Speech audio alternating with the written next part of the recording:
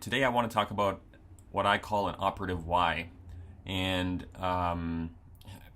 the reasons are that I think having a why, we hear, starting with why is really important. And I don't discount that. I think that it is important.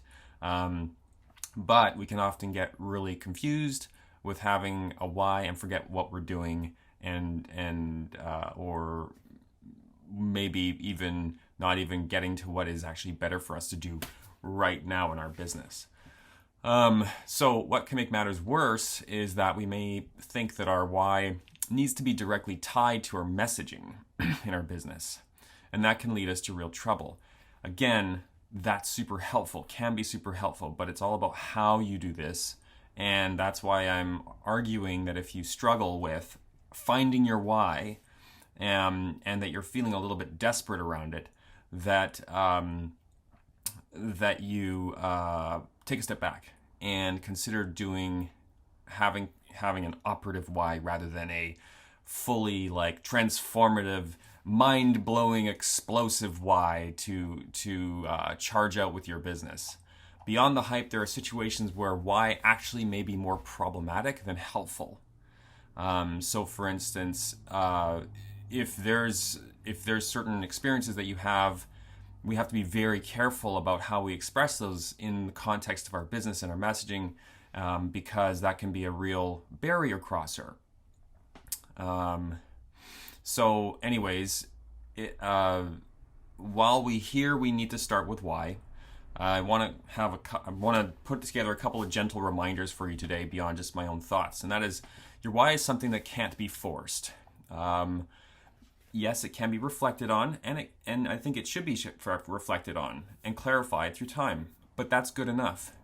So, if you do have sort of a really profound why that's waiting there inside your memory and inside your experiences to be discovered, great. And more power to you to try and uncover that. But it's not something that can be forced. You really can't force out that kind of profundity, one might say, at the snap of a finger. And I'd be wary of any kind of why that comes in that form, because it may be that we're choosing that why because we are desperate for it, rather than that it is actually what it is that we are, that we really are. If we feel called to do something or compelled to do something, or kind of want that larger groundwork from our life to inform our work, that sort of emotional experience that will inform our work down the road. Again, it's not that it doesn't exist, it's just that it can become a roadblock. And so it's okay to keep in mind that it's okay not to have it at the tip of your tongue right away, and that it can't be forced. Part of your why may be applicable to your business as a solopreneur or as a small business, but let's make sure we're clear with our boundaries here, right? Some of our why may not work for our business. Again, important to reflect on, but it might not actually all be applicable. Your why is something that you are likely already acting on. I think this is really important, and certainly has come through my experience, and certainly is something that I think informs a lot of my clients' experience, is that they might not have clarified a why in how and why they're doing what they're doing, but they're still acting on it. So even if you don't have a direct line to your why, it's still there. And I think that's what's really important here, is that there's a lot of people out there who are saying you have to have this why, and the subtext here is I can help you find your why. And that might be true. There may be some really good people out there who can help you find your why or clarify it. Certainly that is something that I facilitate for some of my clients, but it's nothing that I can force for them, and it's nothing that they can force for themselves. It's something that only comes through a process of reflection. Your why is likely to change over time as you clarify it is also a really important thing to consider. That as you develop your thinking around sort of the existential necessity of your business, because that's what why is all about. It's about, why is my business, why does it exist? Why am I someone who would be good to bring these services or this product to the market and help people in this way? So it can change over time, and that's okay. So understanding that this is something that isn't fixed, isn't like a holy grail kind of thing, isn't the secret password that you tell the wizard at the bridge, and if you don't have the answer, you're going to get shot into space. Is really important. Okay, so just keep that in mind. Your why can also be useful in how you grow recognition, but it isn't a guarantee. So here's the thing. If we're struggling with our why and we're really having a challenge with it, we're probably wanting some kind of guarantee. Again, we're coming to it with a certain energy that isn't going to allow us to be actually reflective and open to what our why might be. So if you are struggling with your why, don't believe the hype and give yourself some time. I said at the top of this, choose an operative why. That is something less ambitious, and go with that for the time being. And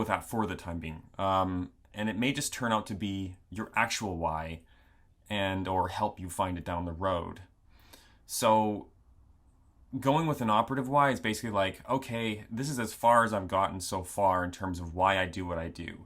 Choose that and stick with it for a significant amount of time. Not just a week, but like months, maybe even a year or so.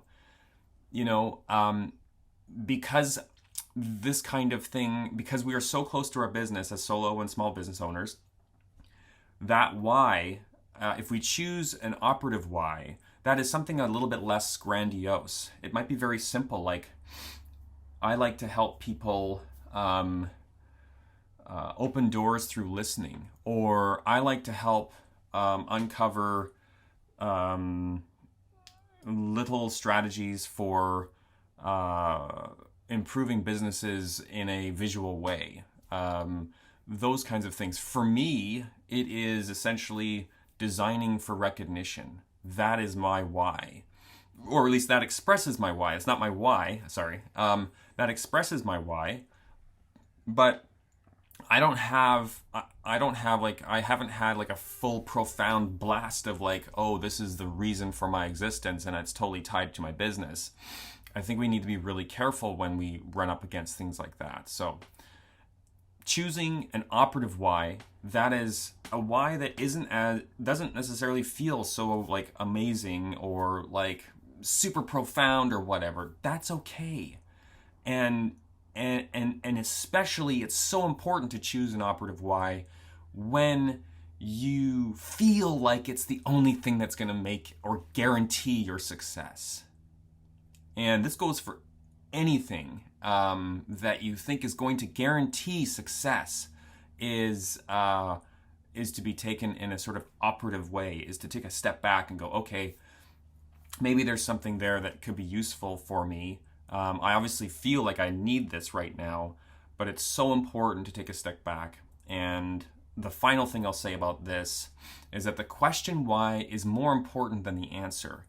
So make this why thing the inspiration for your messaging, and that's part of what I'm talking about here. Make it the inspiration for your messaging, not the focus, if you're struggling with it.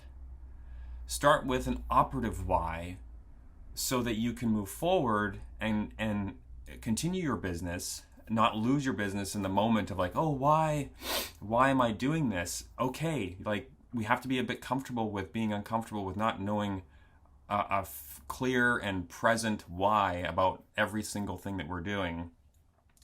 And we have to trust that we're operating already with that why. We just might be able to express it in the moment. And that's okay, because sometimes there's things that we just don't have clear words for right away. And that's all I have to say about why and your why for your business. Choose an operative why for the time being. If you're really struggling with it, don't even try. Don't even try with why. Instead, choose an operative one, something that's a bit simpler, something that's a bit more straightforward, something that doesn't feel so heavy, and give it some time. And it may end up being your why, However, it also may end up leading you to your why, and it will come in good time. And in the meantime, you can continue to focus on those things, trusting that you are operating within your why, even if you can articulate it, in order to make your business successful, and not making your why a roadblock to the engagements you have to keep, the relationships you have to maintain, and all that other stuff that is a part of running a business. I hope that helped. Let me know what you think in the comments, and if you are interested in my thinking around this and you want a direct line to all of my content, all my free content online, sign up for my newsletter. You can do that at simeongoa.ca, and or you can see the link up in my bio there. Have a good day.